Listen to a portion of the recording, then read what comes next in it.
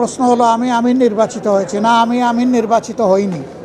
আমার সহকর্মীরা আমার উপর একটা দায়িত্বের ভার অর্পণ করেছে। এই দায়িত্বটা বড় ভারী। আপনারা দোয়া করবেন দেশ এবং দিনের জন্য এই দায়িত্ব পালনে আল্লাহ যেন আমাকে সাহায্য করেন। আর পাশাপাশি আমি আপনাদেরও সহযোগিতা চাই।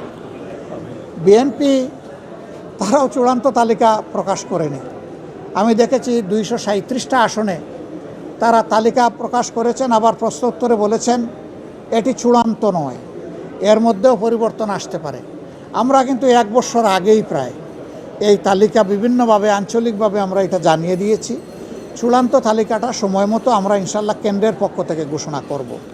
তবে যেহেতু আমরা একা ইলেকশন করব না, আরও অনেককে আমরা ধারণ করব, দেশ এবং জাতির স্বার্থে সব দিক বিবেচনা করেই চূড়ান্তভাবে যথাসময় ইনশাল্লাহ